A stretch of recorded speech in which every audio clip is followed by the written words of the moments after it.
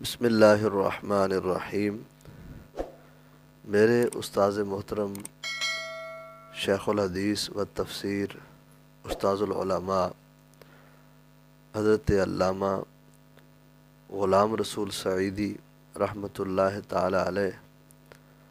آپ وہ عظیم محدث اور عظیم شیخ الحدیث اور عظیم مفسر قرآن ہیں کہ جنہوں نے قرآن مجید کی تفسیر کرتے ہوئے احادیث رسول صلی اللہ علیہ وآلہ وسلم کی شرح کرتے ہوئے اپنی تحقیق سے وہ انداز وہ اسلوب اختیار کیا جس کی نظیر کسی اور محدث میں، کسی اور فقیہ میں عصر حاضر کے اندر نظر نہیں آتی۔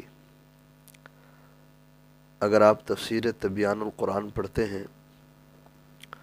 اگر آپ شرح صحیح مسلم شریف پڑھتے ہیں، اگر آپ شرح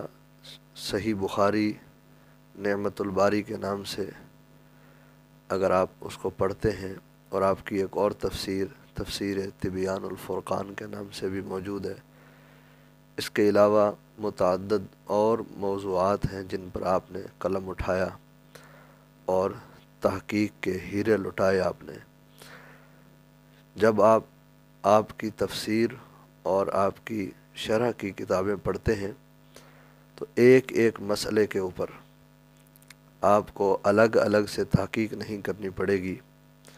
مثلاً اگر کسی ایک مسئلہ کو پڑھنے کے لیے آپ احناف کا موقف جاننا چاہتے ہیں، مالکیہ کا موقف جاننا چاہتے ہیں، شوافع کا موقف جاننا چاہتے ہیں، حنابلہ کا موقف جاننا چاہتے ہیں، کہ بلا استاد گرامی شیخ الحدیث و تفسیر علامہ غلام رسول سعیدی رحمۃ اللہ تعالی علیہ نے تمام تر محققین کی تحقیقات کو جمع کر کے ایک ہی مسئلے میں انہوں نے اس کو درج کر دیا ہے، تاکہ پڑھنے والا قاری جب بھی آپ کی کتاب اٹھائے تو ایک مسئلے کی وضاحت کے لیے وہ مختلف ائمہ کے اقوالات اور ان کے نظریات کو پڑھنے کے لیے وہ لائبریریاں نہ کھنگالتا پھرے، بلکہ اسے کھولی ہوئی کتاب کے اسی صفحے پر اس کو مطلوبہ مسئلے کا حل مل جائے۔ یہ وہ خدمت ہے جو آپ کے حق میں آئی ہے، اور آپ نے اس خدمت کو بڑے احسن انداز سے نبھایا ہے۔ ایسی ہستیاں صدیوں بعد پیدا ہوتی ہیں۔ کسی شاعر نے کہا تھا، ہزاروں سال نرگس اپنی بے نوری پہ روتی ہے، بڑی مشکل سے ہوتا ہے چمن میں دیدہ ور پیدا۔ حضرات گرامی، آپ